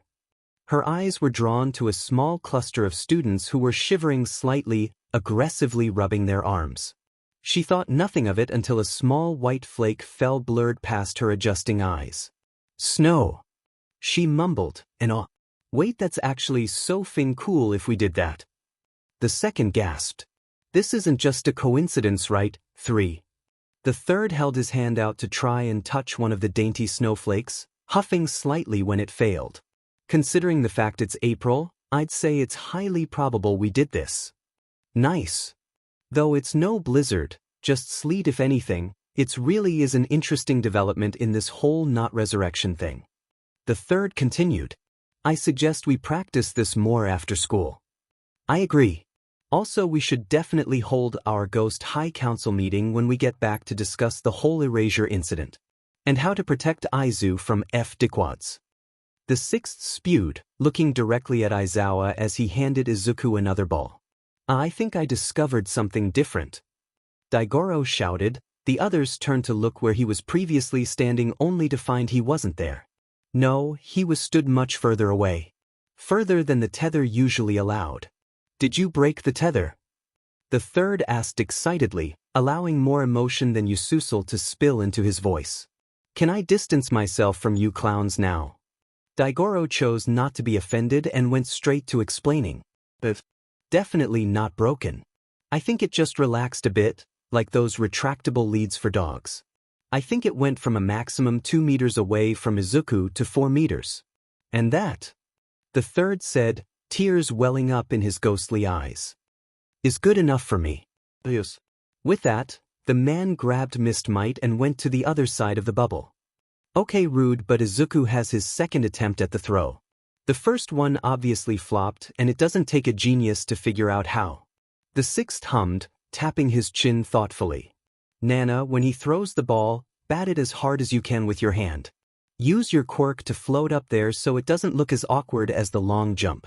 The 4th whistled, putting a hand on the other's head. You're pretty smart for a kid that didn't go to school. I'm impressed, young one. The 6th smirked triumphantly, meeting the older man's gaze. Please, you're talking to the user who gave all for one a run for his money and only lost because I sassed the boomer too much. The 4th heaved a light laugh, removing his hand after ruffling the boy's black hair. All right, positions people. I know you didn't just call my brother a boomer. Oh, I did. And I'll do it again. The 6th cackled heavily, taking his position next to Izuku, who was once again winding his arm back. His eyes met Nana's and she nodded in determination. This time, there were no telltale red veins of one for all creeping across the greenette's arm. However, they were spreading across one singular finger. In a move none of the ghosts saw coming, Izuku charged up one for all in his finger, letting the ball roll off it and blasting it into the distance. The ball shot right over Nana, who was suspended in midair. She watched Izuku with stars in her eyes. Guess he didn't need our help on this one. The fourth grinned. God, he's so cool. The ghosts rejoined Izuku, making a circle around him as they celebrated with a terribly choreographed dance, continuously gushing about his awesomeness. And they were right, because he isn't useless or worthless or defenseless or quirkless anymore. He isn't less, and Izuku Midoriya refuses to be anything but more ever again. Plus ultra, as they say. So, the second started, unsure of himself but serious nonetheless. We definitely need to discuss some important All 6 ghosts nodded vigorously, trailing behind Izuku as he found a table to sit at with Ida and Uraraka. Nana was happy the boy had found some good friends. The fourth intercepted the lead of the conversation as per usual. Yes, there's definitely something strange afoot. You mean how I told you over and over again that we'd get ghost powers and you were like, no, that's not how real life works, but guess what? I was right and this is my win. Daigoro ranted, finishing with an action that looked suspiciously like an imaginary mic drop before trying to strut away triumphantly. He hit the end of the tether pretty quickly. I wouldn't call them ghostly powers, more like supernatural abilities.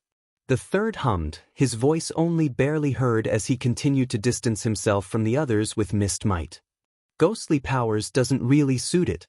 Daigoro blinked at the third, then blinked again at the rest of the group who were once again nodding vigorously.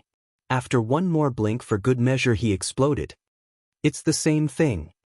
He probably would have continued raging if not for the second putting a cold hand over his mouth, effectively smothering all the distasteful words coming out of his mouth. No, I get that the whole ghostly powers is important, but that's not what I was talking about. In response he got a gallery of raised eyebrows egging him to continue. Daigoro seemed happy enough with the second's hand over his mouth. The most important thing about today was all the kick butt quirks. There was a groan from the sixth who promptly bashed his head against the nearest table. It didn't make a sound, yet it was easy enough to imagine. We get you're an antique, but seriously.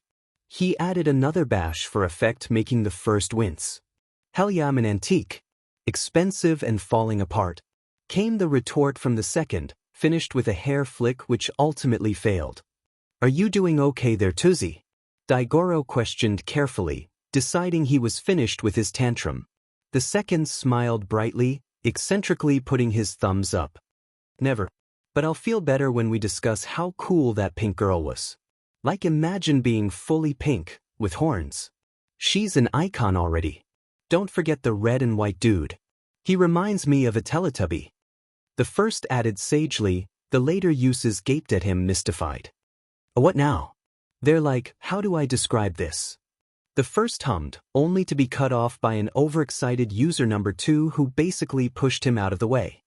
It was a kids' show and the characters were these humanoid alien things that came in different colors like red, green, etc., but their faces were a circle of what appeared to be human skin that held soulless black eyes.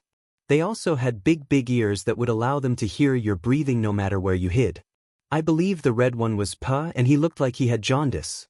It was the first's turn to push his friend out of the way this time, probably using more force than necessary. Don't forget the antenna on top of their heads that came in different shapes and probably allowed them to talk to the baby son that was most likely God for them. Also, I agree, Pa needed to lay off the alcohol. The users from the fourth and up blinked at the two men before collectively looking at the third in a silent plea for a denial. Eyes were blown wide when the man groaned and nodded with his head in his hands. You forgot to mention the hands built like mittens. Well, the sixth exclaimed with a mouth pop. You just perfectly described my sleep paralysis demon. But did you say its name was? Sounds better than my fuckface.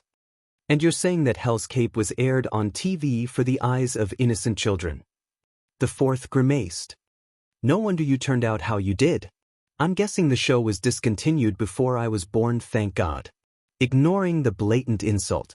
The show got a reboot in cartoon form when I was a kid, which was less creepier, before it was cancelled to make way for a new quirk show. The third sighed. It will forever haunt my dreams though. The sixth nodded with a hum, placing a comforting hand on the older man's shoulder.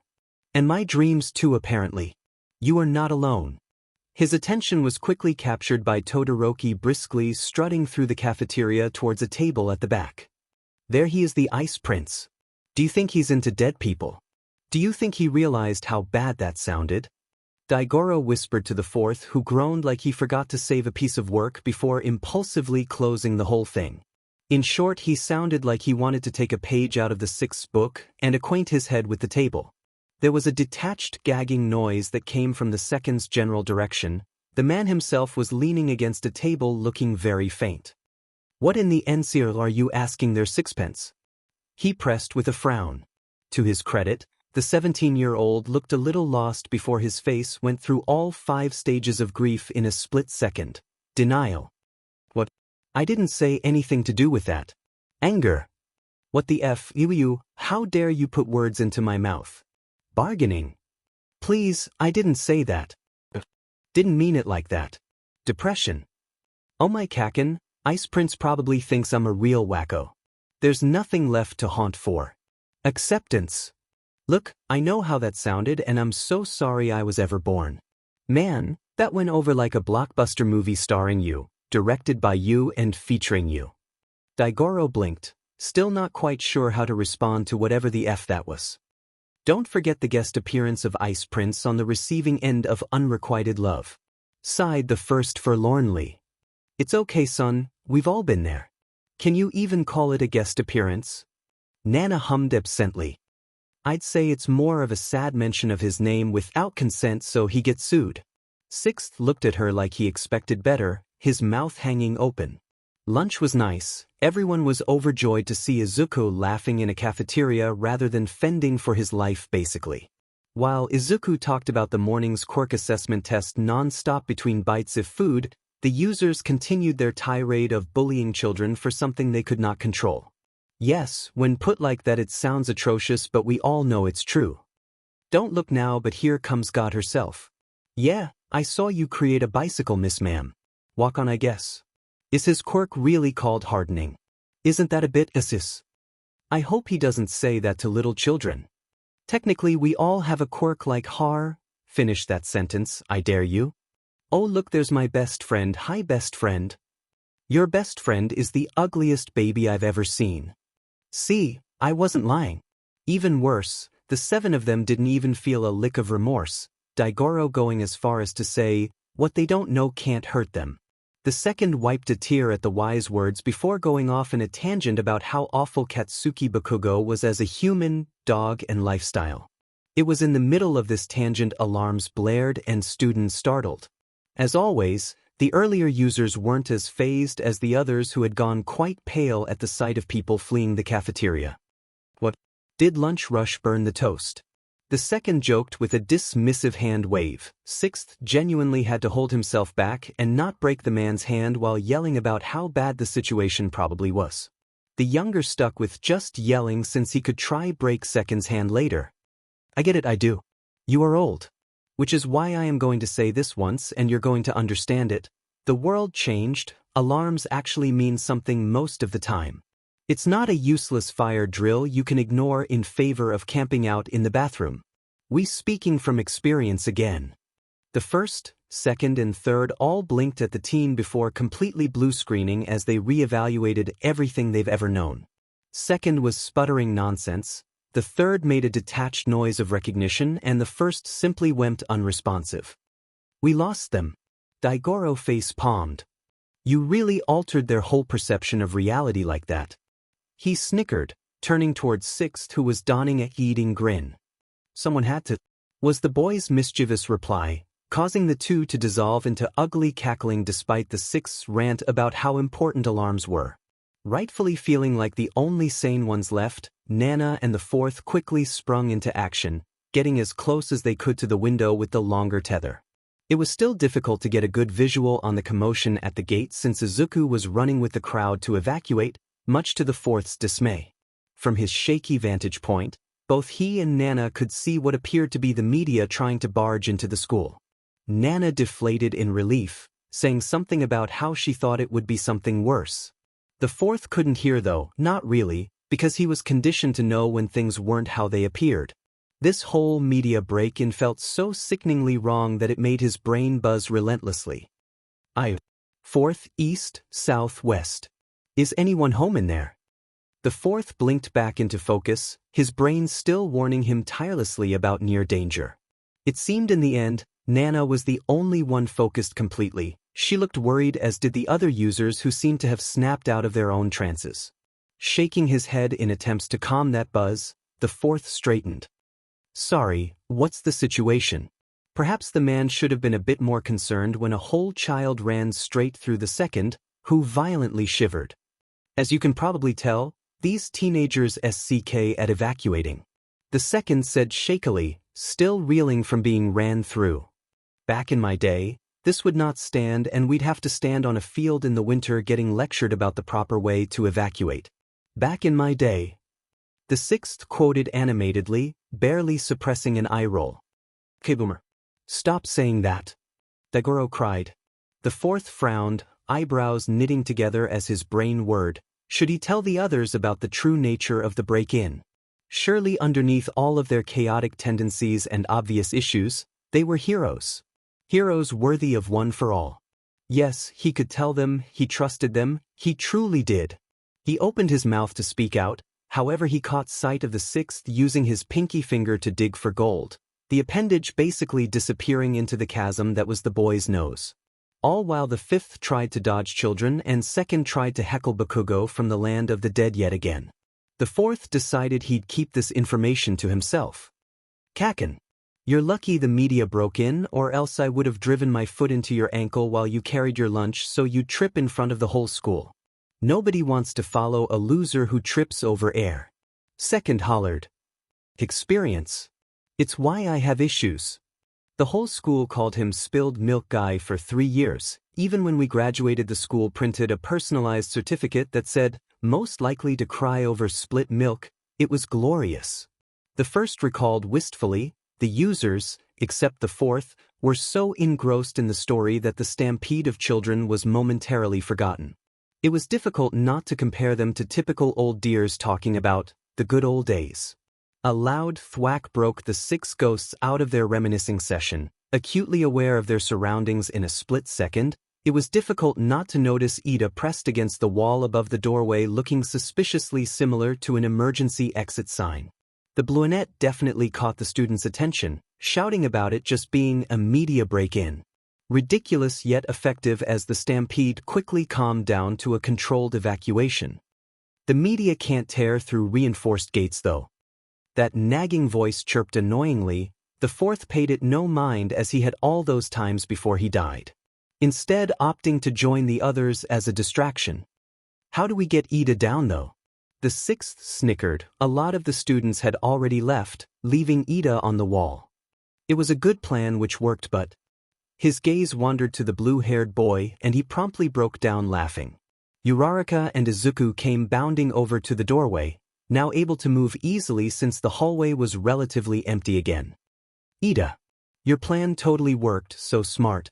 The brunette cheered, Izuku nervously hovering beside her with a dopey smile. I never would have thought of that. I'm so glad. She finished by clapping her hands together, and it was the telltale pink glow that let all know she fed up.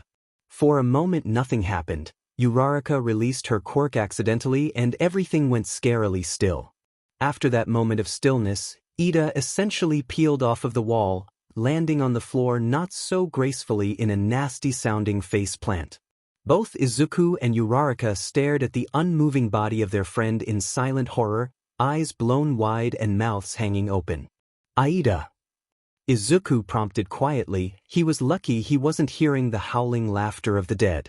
Immediately, answering the concerned call of his classmate, Ida picked himself up off of the floor, relatively unharmed aside from a bloody nose. He assured his friends he was fine, but that didn't quell Uraraka's mortified Spitfire apologies. Netflix doesn't even compare to this. Man, I wish I had popcorn. 𝐻𝐼𝐻𝐿 wheezed and the others were inclined to agree, even the fourth who was grinning like a madman.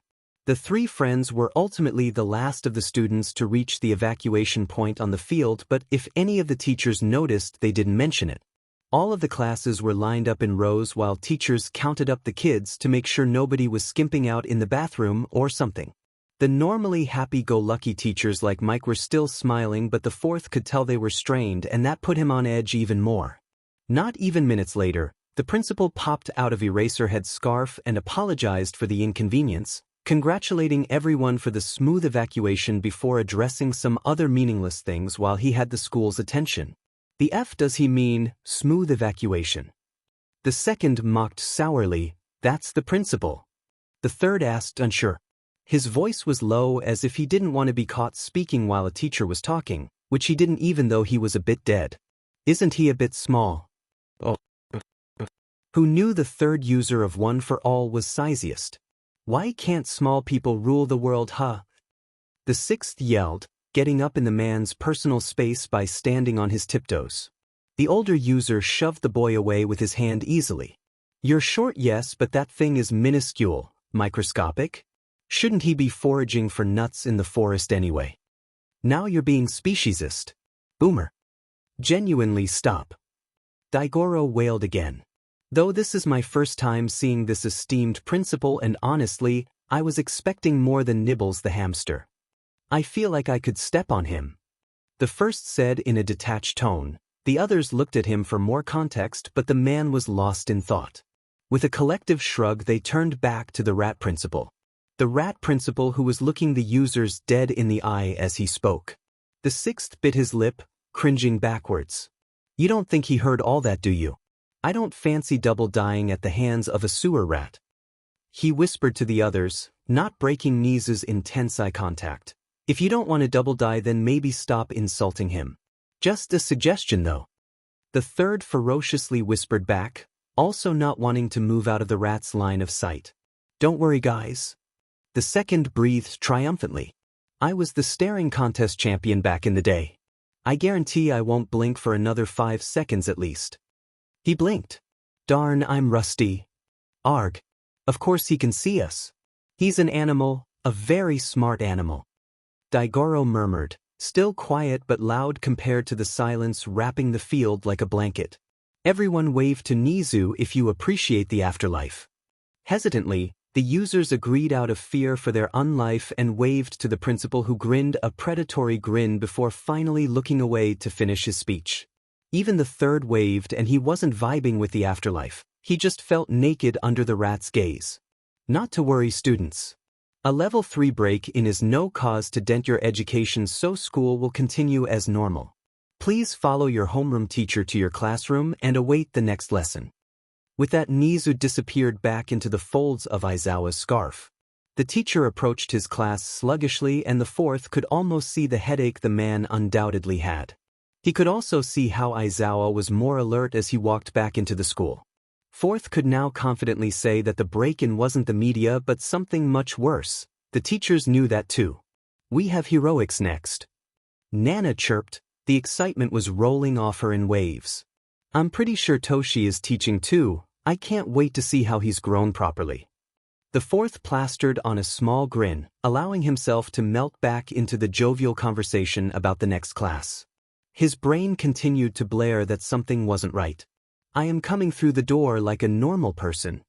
All Might boomed cheerfully, coming through the classroom's door nothing like a normal person. Immediately, the tension from the earlier break-in melted away, leaving nothing but excitement and joy.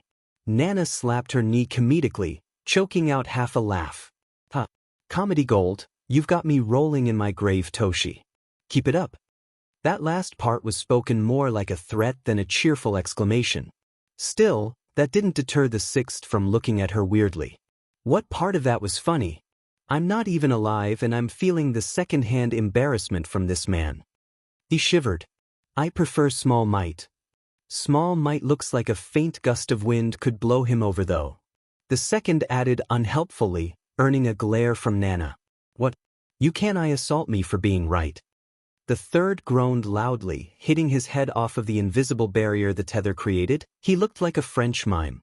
I don't want to play hero again. I did it for a good 20 years. 𝐻𝐻𝐽𝐻 raised an incredulous eyebrow at him before shrugging. Just sit out then. How do I do that then, mole man? If anyone could break the laws of the universe itself just to rest, it would be you or Izuku. The bald man shrugged at the third, holding the latter's eye contact for as long as they could in an accidental staring contest neither of them wanted to lose. Staring contests happened often between the ghosts. Most of the time they were pretty tame, but there was always a sore loser. It was the third who caved first, squeezing his eyes tightly shut as if that would make the world around him disappear. I suppose you have a point. He sighed. 𝐻𝐻𝐽𝐻 made a disconnected sound of triumph. Combat training. All Might yelled loudly, startling the ghosts who were only really used to Izuku and his one-tone voice. They each looked up to get a lovely view of All Might flexing his muscles. The sixth gagged, covering his face with both hands. But why is he doing that? Where is his restraint? I'm so embarrassed. If you've got it, flaunt it, I guess. Nana chirped, copying her students' movements. That's what I taught him, attaboy. Stop before I cry. The second flicked Bakugo on the forehead from his position atop the boy's desk. He went feral. And look at that face. Curiosity got the better of the others, and soon they all found themselves gathered around the blonde's desk. Truly a face only a mother could love. The third said sagely, I wouldn't even bank on his mother loving him honestly. Nana frowned at the group of snickering men, most of whom were actual adults. Sure, she could understand Six-Pack making an off-handed insult directed at the viscous blonde since kids were kids, but the others. Do you find enjoyment in bullying a child? The older men blinked at her, once, twice, 3 times before collectively blurting out a blunt yes, and continuing to hound the explosive teen, poking his cheeks and pulling his hair. To his credit, Bakugo probably didn't even acknowledge it further than an off-handed swat. Deciding they weren't worth her time, the seventh user turned her attention to All Might, who was still happily talking, waving around a small remote that he ended up pressing after his lecture. Part of the wall opened up to reveal 20 cases, digitally numbered. Izuku clutched his backpack tighter and the ghosts grinned. I'm having some wicked diju. The third sighed as he watched the sixth hold back the fourth. Didn't this happen this morning too? It did. The first hummed. The sixth shot them a venomous glare, both arms wrapped tightly around the fourth's leg. If foreign stopped trying to get a good look at the kitties getting changed, then we wouldn't be doing this again. Earlier it was 𝐴𝐻𝐻𝐿 and now it's pedophilia. The first said simply. I want out of this group, I'm too innocent to be here. When we first manifested you said you were glad to meet us, don't establish up on us now. The sixth yelled, still clinging to the fourth's leg relentlessly.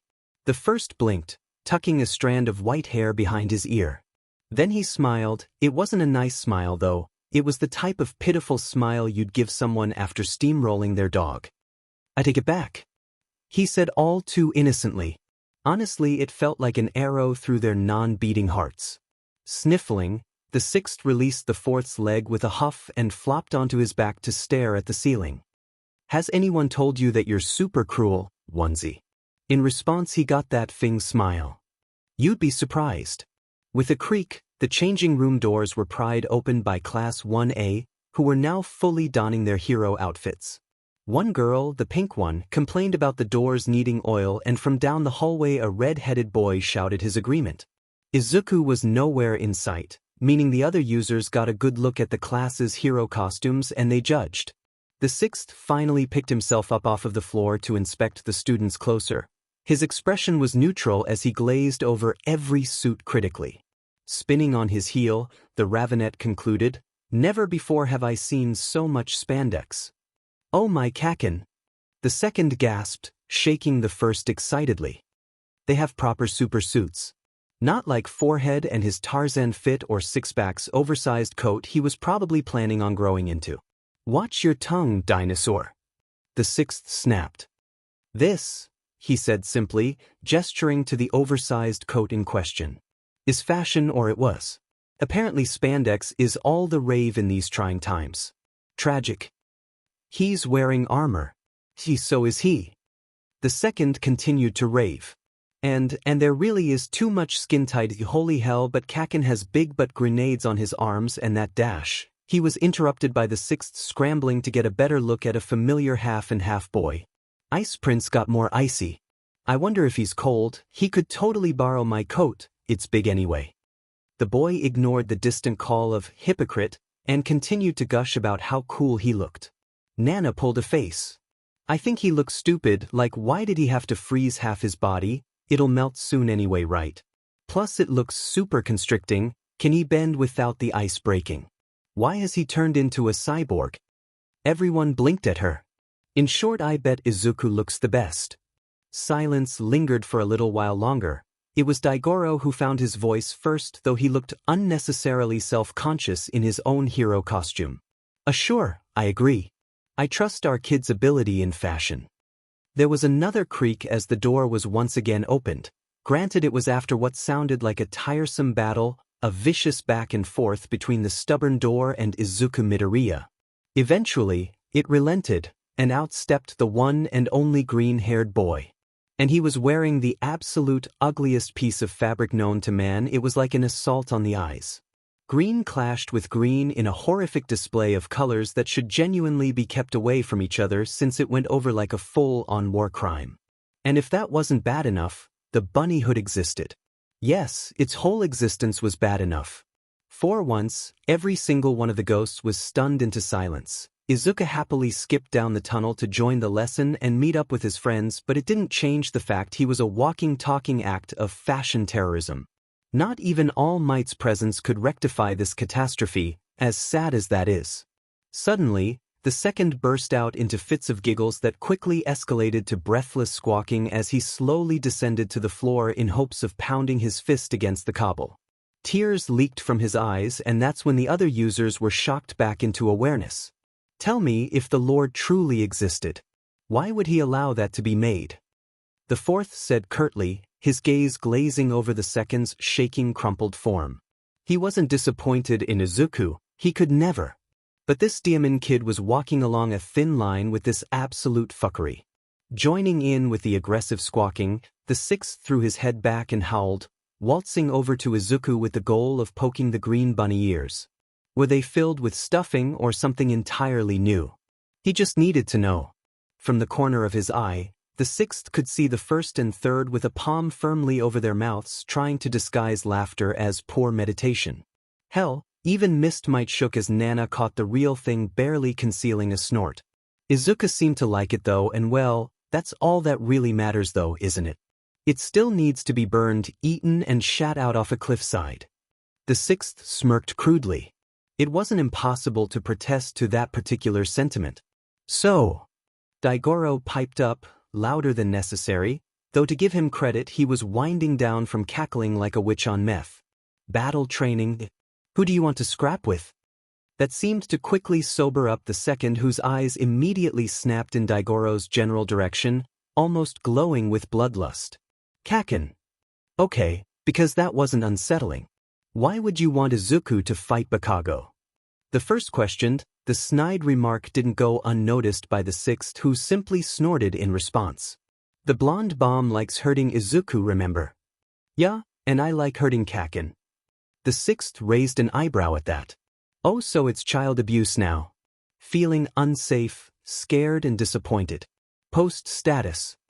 Gracefully spinning on his heel, the boy turned away from the older male. It's not child abuse, it's training, duh. This is a good learning experience for 𝐀𝐮𝐭𝐡𝐨𝐵. Maybe he'll understand how to not be a utter prick. A sickly sweet smile spread across his face as he spoke, the words almost betraying his expression. Plus you're all acting like I'll break his arm or some dumb shit. You, my friend, are walking on some thin ice. Fall and perish once again. The third spoke under the 𝐴𝐿𝐴 of good advice. But when has the third ever said something helpful anyway? Plastic rubbed against plastic as All Might aggressively shook the box containing the lettered ping-pong ball that would decide fate. Turns out fate liked to kiss the seconds, but, seeing as All Might immediately pulled out Izuku's and 𝐵𝐾𝐲's designated ball. It was a fated battle between men, as Uraraka would put it. Of course, 𝐵𝐾𝐲 was also overly pleased to be able to beat up Izuku and get an actual grade for it. With that being said, the blonde eagerly marched over to the building where the mock bomb was waiting, Ida berating him as he hurried after his partner. From afar, Izuku sighed fearfully as Uraraka bounded her way over. "All right, huddle up," Nana instructed. The others quickly gathered into a tight circle around Izuku and Uraraka, who were having a strategy meeting of their own. "How do we help Baby Green win?" she said when everyone stopped shuffling. "Isn't helping him cheating?" the third asked, after a beat of contemplative silence. The others turned to him, pinged their heads curiously. Did they seriously not understand? Like, 5 dead heroes, 1 dead vigilante and 1 dead civilian with a bloodlust like no other would be helping him attack. The second blinked slowly at his successor. "Well yeah, but we're dead." "Yeah, what's All Might going to do? Tell us off for being bad ghosty ghosts." The sixth mocked childishly before dissolving into muffled snickers. "That honestly makes it more unfair." In the end, he was ignored in favor of the fourth announcing their battle plan, while the others chattered excitedly in hushed tones. It was at that point when the third decided to opt out of everything and lie on the floor. Back to the fourth.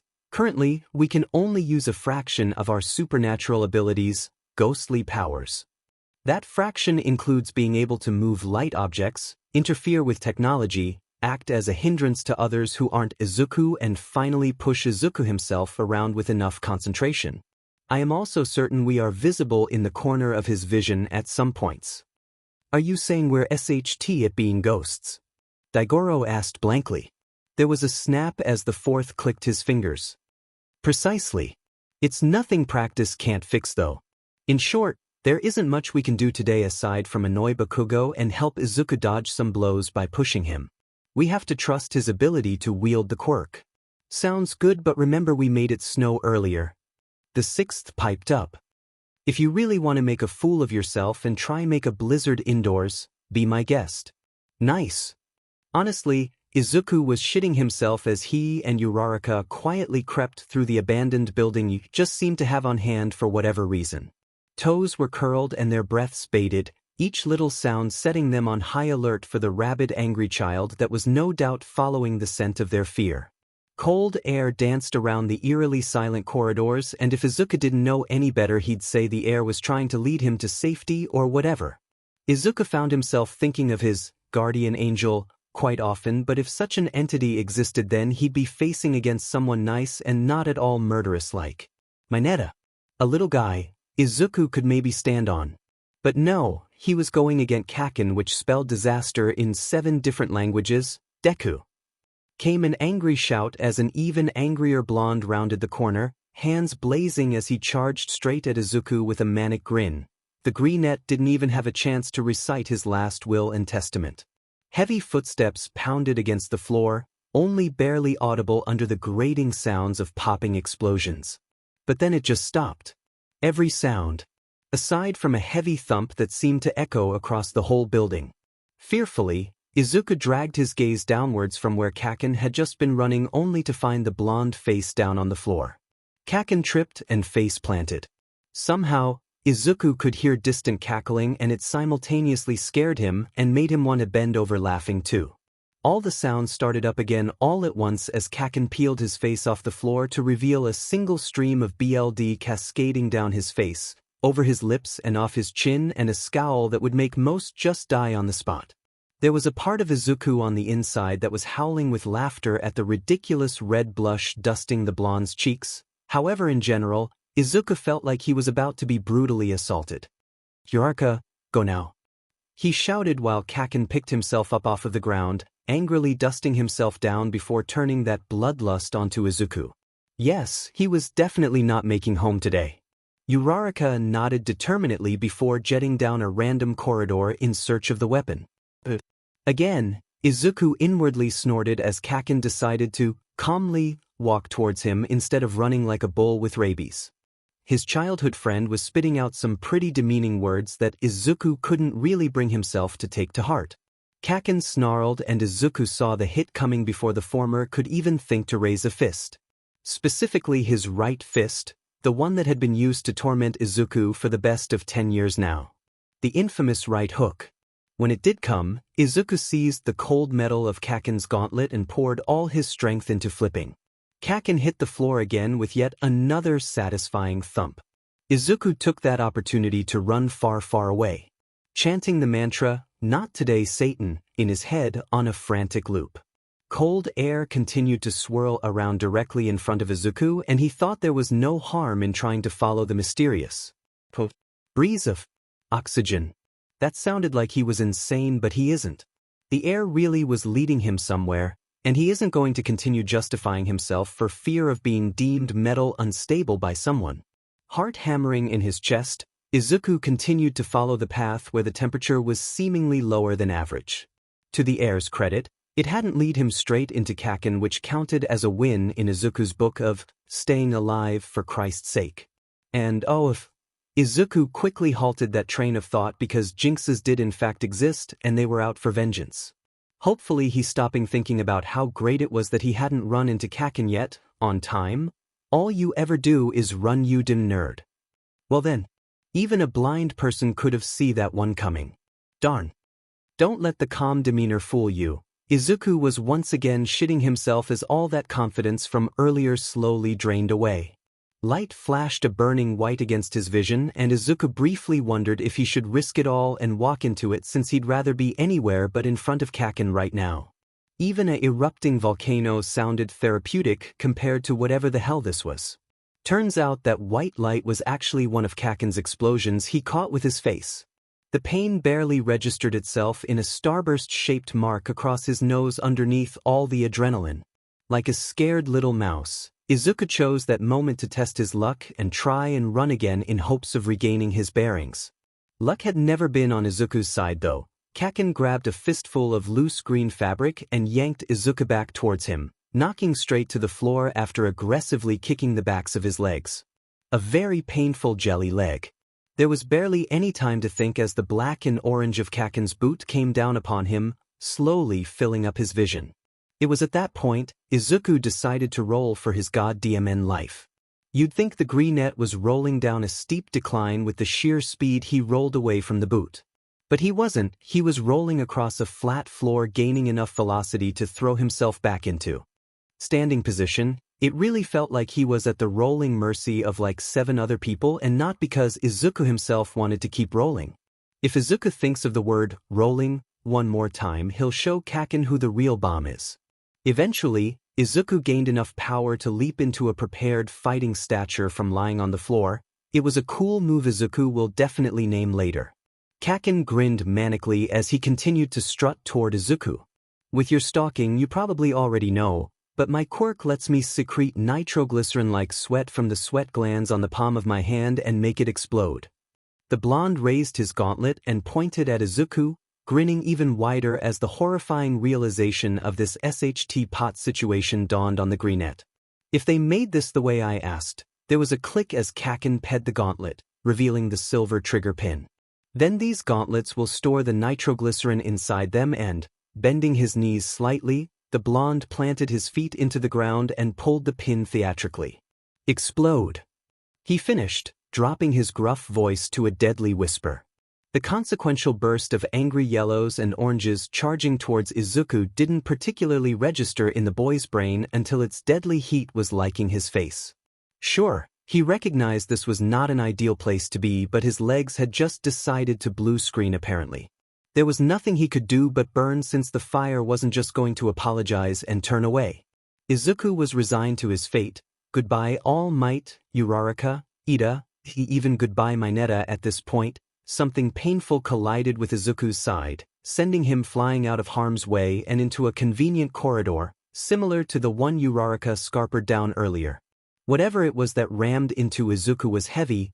It came in fast and it came in hard. He wouldn't be surprised if he had a broken limb because of it. It felt like he was hit by a whole freight train.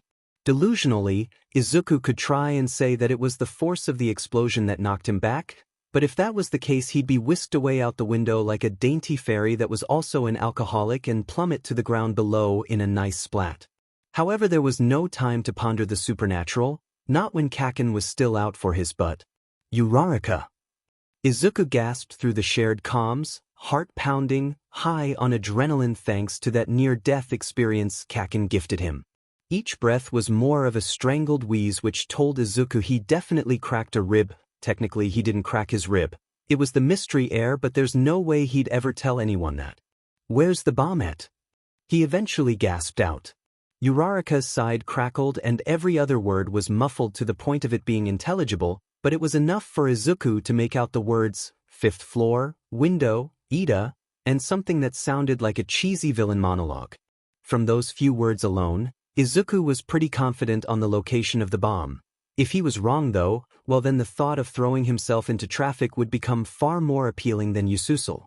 Ignoring the distant sounds of 𝐀𝐮𝐭𝐡𝐨𝐫 yelling that were become less distant with every second that passed, Izuku ran like a man whose life was in serious danger. He supposes that's exactly what he was to the place he strongly suspected the bomb to be above.